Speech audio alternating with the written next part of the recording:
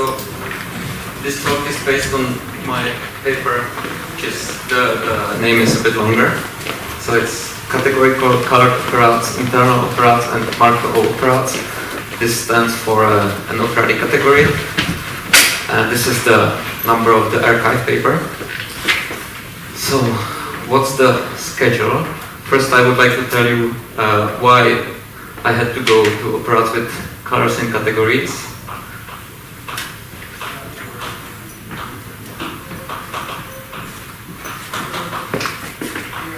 Second point is that I should define them. Define category colored operads. Then there is one result which came along the way, which is that these C operads can actually be seen as internal algebras.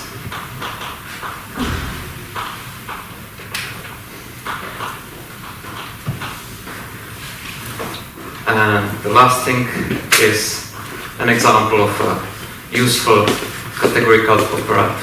So, example. We will color by groupoid of bijections. And this operad will encode classical symmetric operads.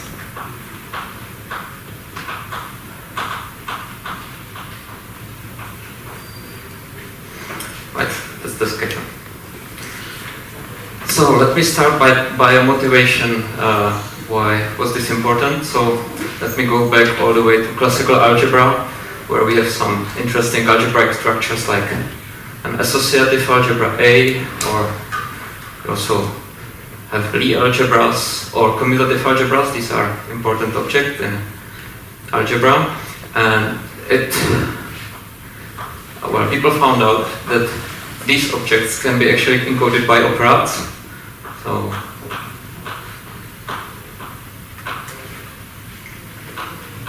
but the operads were of a special kind, so it was something like quadratic, binary, and most importantly, Koszul operads. And if you can encode an algebraic structure by this kind of operad, it gives you a very nice, maybe an algorithmic way how to get these infinity versions of these structures. Right, so it flows from this. So, this brings me to a question that an operad itself, I will say what it is, but an operad itself is an algebraic structure. So, the question is, can I find some, say, higher, can find some hyperoperad H, which is quadratic, binary, and Koszul, and such that this H encodes operads.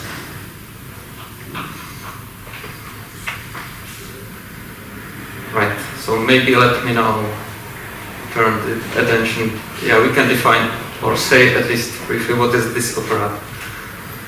So, by an operad, here I mean symmetric. So what is this? So first part of the data is that I have a collection, well, we can take set-valued operads. So for each number I have this object Pn. I want to talk about symmetric operads, which means that for each n, these Pn have some maybe left symmetric action.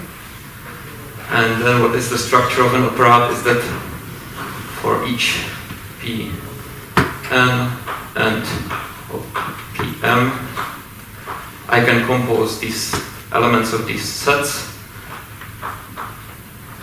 to get something of arity n plus m minus 1. Maybe a picture is always good, so how to visualize such a collection Pn? Well, these are classically some sets of operations with n inputs. What is this action? This can be visualized easily as I can sort of permute the inputs like this. And when I have operation with n, there is not enough space, so I have a different operation which has m and outputs, and I can compose them like this. So this gives me this circle I. Right, this is this sigma action. This is the data of an operad, and in a certain sense we need these things to be associative.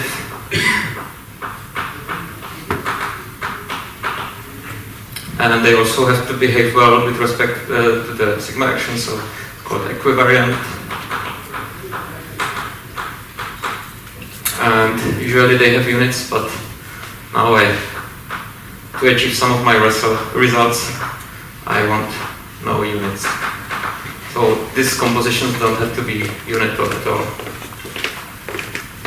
Right, directly from this, I could also tell you what is a colored operad, which is maybe in this categorical conference, one could say a symmetric multi-category. So I can fix a set of colors.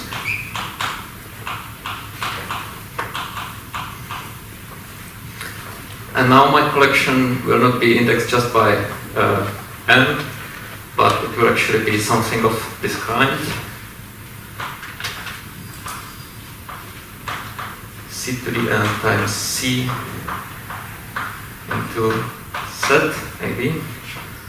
So what I visualize is I have this p, which is indexed by c1 up to cn, and some output c or c0. Right, and this collection again needs to be equipped with some actions. Now we keep track of these variables, so I can write c sigma 1, c sigma n into c. Maybe I will now introduce a useful notation, which I will call later. So maybe this object is better written as sigma of p evaluated on the c and like this. Okay, this will be useful later. And the composition then still have good time, so I think I can write it c1, and there is some object. Okay, c and c.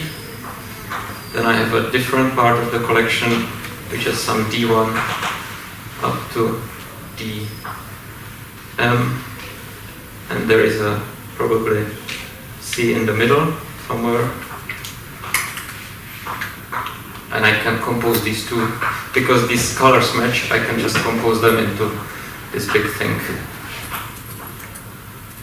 So I start with d1, I replace c to cn, dm, and the output is d. And this also has to be associative and equivariant. Okay, now I can turn back to my question. So, are there any, say, higher operads which encode these classical symmetric operads? So there was one partial answer in 2003 by van der Laan,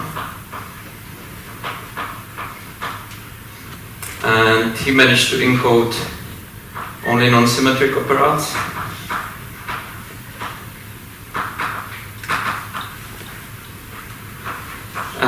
As algebras over some quadratic causal operads. So non-symmetric operads are actually algebras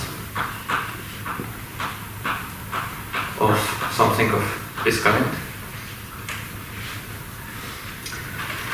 Moving to symmetric operads, there is a result in 2021 by Deling and Vallet, and they managed to encode these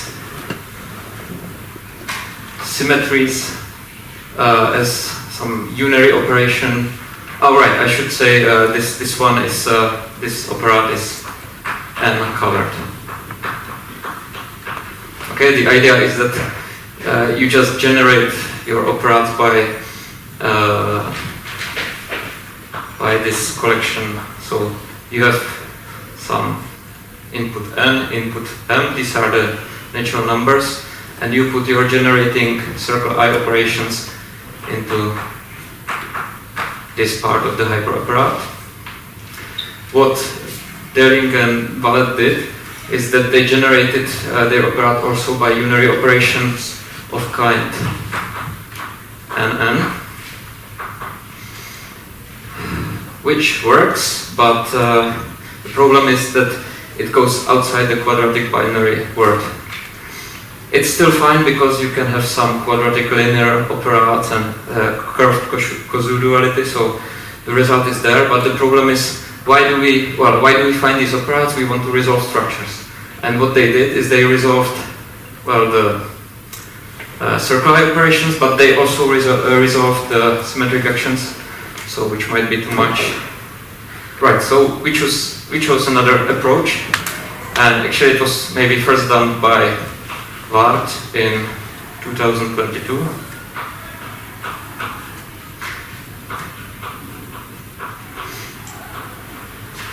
And by this mean that there is this result, he encoded modular operads as algebras of a groupoid card.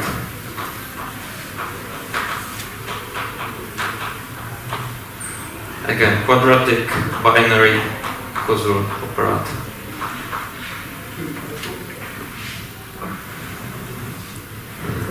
So the idea of this approach is to hide these unary operations here, which we don't want to resolve. We want to hide them in the coloring collections, so the unary operations are there, and right, and then we can achieve quadraticity.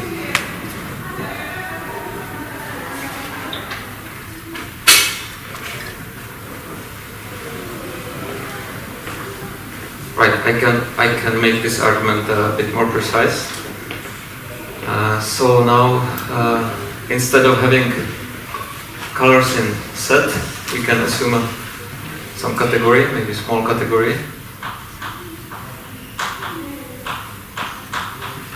And our collections now will have this form. It will be again a coproduct over n. Now we have Cartesian product here, and there is a C up into, again, set. So this will be our new framework where we shall work. What does it mean now? So this P, if I can make it more explicit, is that again I have these indexed objects, but now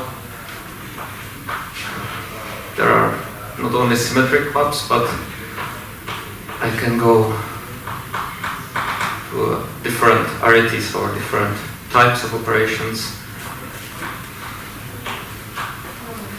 So a map of this collection now consists of a permutation, but together with some, say, Fi, which go from Ci into Di, and also not backwards, which goes from D to C.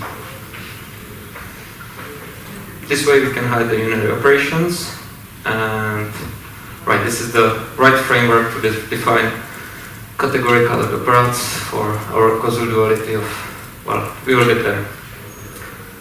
So, let me now say more precise things. Some theory.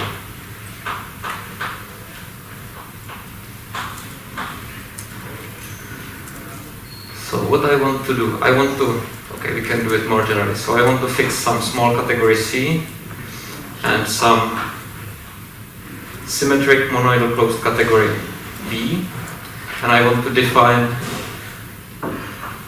categories C, V, N, which will be defined as the functor categories from Cn times C op into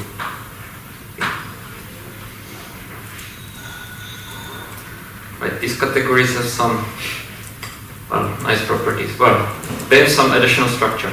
So, namely, there is a sigma n action,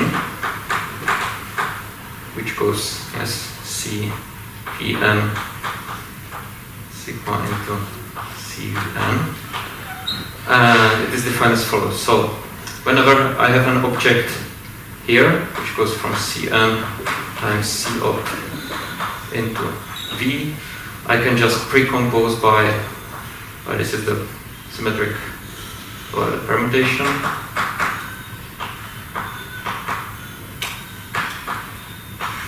And this gives me the new collection. Further, on these things we have these operations which I denote like this. These operations go from n times Cm into Cv n plus m minus 1. So how to define them? So I will take some collection x like here and some collection y from here, and I introduce a new functor in n plus m minus 1 variables. So this will be a formula C1 D C M C. This tensor product happens in V, so this is well defined. Y D1 dm d here, and this coend can be taken over this d, which is in the ith position. Right, so, and this is a new functor, new collection, and the idea is that you can somehow, when you compose them, these parts of operads, in this argument it respects the action of the category. So, we are now ready for a definition.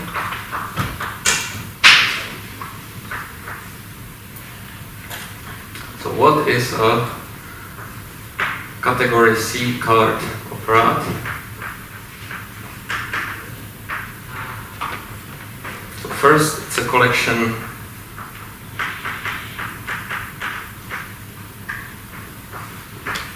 so for each n I have something in here. So essentially this thing. I have sigma actions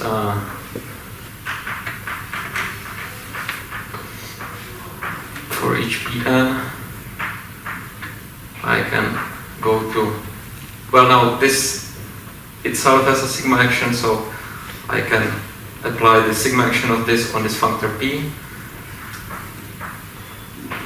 and this new sigma action is just a natural transformation like this. And I also have compositions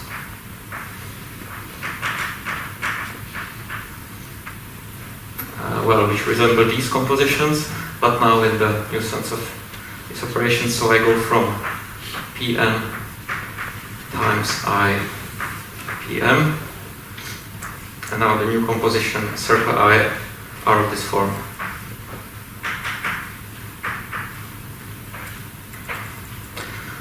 Okay, and since we want a coherent structure, so we want this to be associative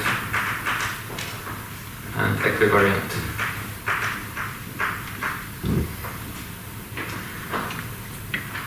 Well, this is my definition of a C operad now.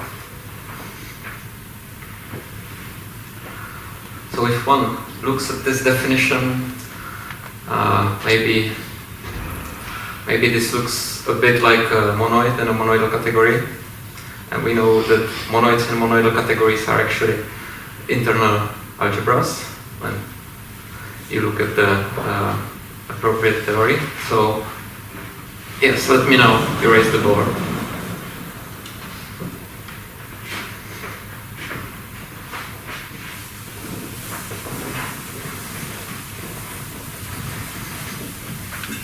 So one thing one can notice that these operations and this CVN actually form a categorical operator.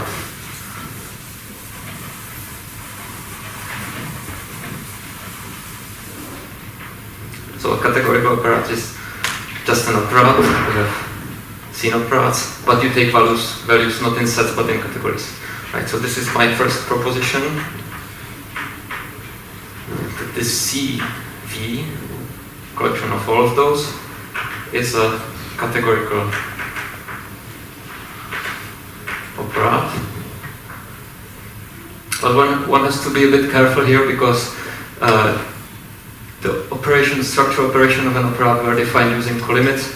So this operator will not be strict, but it will be just a, associative up to coherent isomorphism. But let me still call it categorical operator.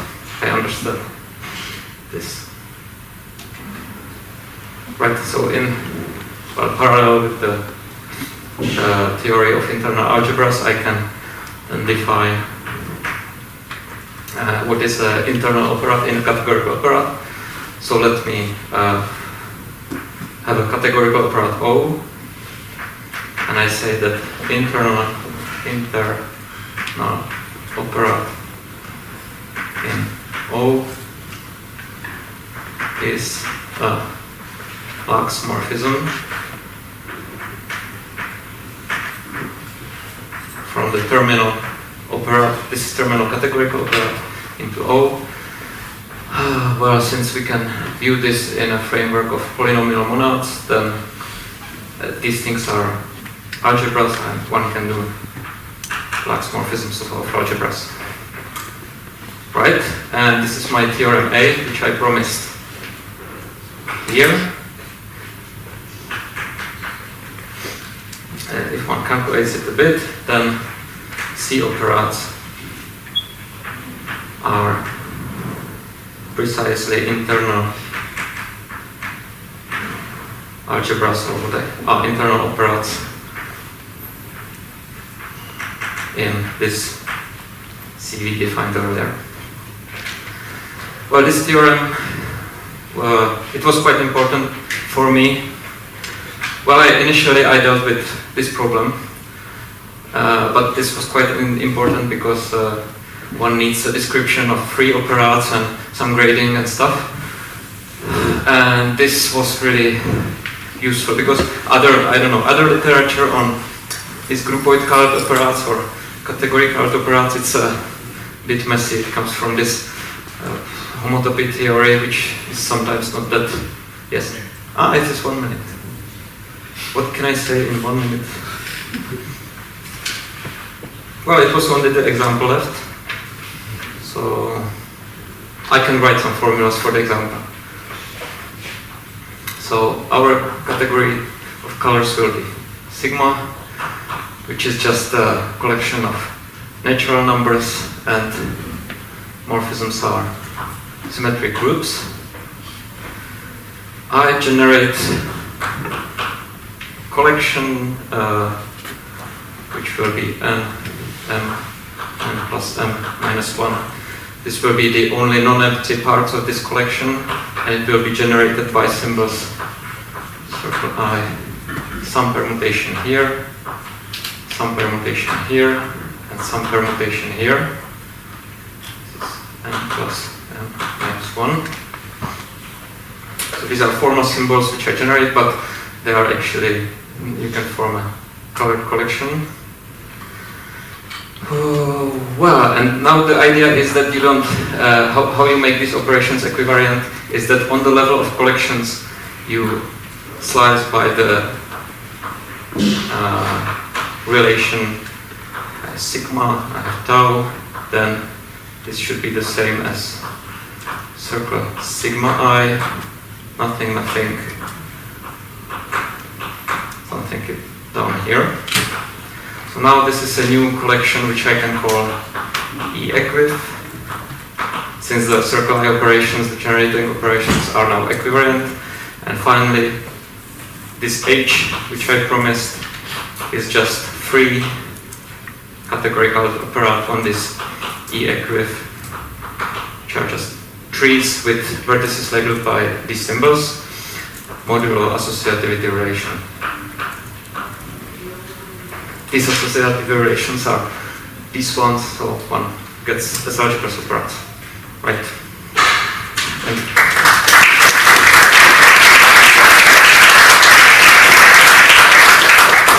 Thank you for the talk.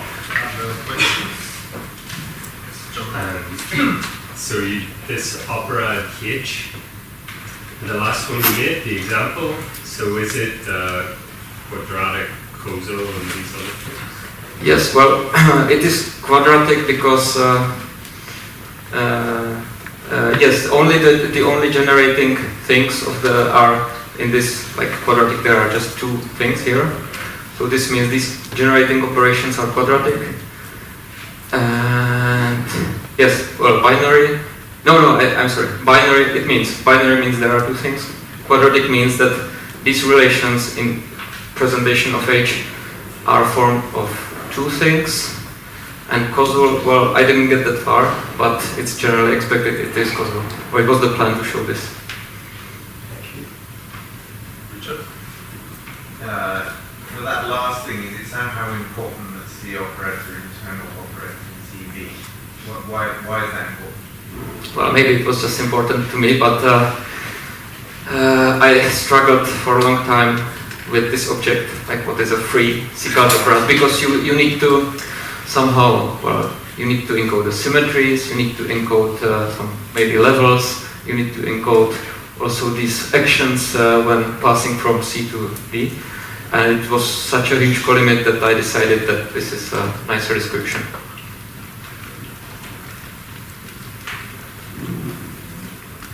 Yes? What are your infinity symmetric operators? I don't have infinity symmetric operators. You have proposal. Well, I didn't get that far, to be honest. Do you expect to get something? Yes, well, yeah, you expect that if this operand is causal, then you can run the machinery and get homotopy versions of operands. And do you have anything that you expect them to be? No, I'm sorry. This was one project which I had for PhD, but after some results I switched to more these operatic categories problems, and I admit that it remains a bit unfinished, but I have some interesting things to do besides this. Yes. Last question. Have you thought about writing these categorical operas to the tensorial representation? Sorry, too? The tensorial representation? No. What do you mean? That you have like a dendroidal approach to operats and you introduce categorical layering or something like that? Usually operas, choroid operas are presented by temporary sets with some secret conditions connected to the structure. And maybe you take regimes of categories and... Oh yeah, I had some ideas like this, that you don't use just trees, but somehow colored trees, but then you also need to encode somehow this colimit. I don't know where it is. Maybe I erased it. Yeah, that one, the colimit, that you somehow, the actions of the coloring are preserved by morphism. So it was a bit too technical, so I just choose this approach. Okay, so thank you very much.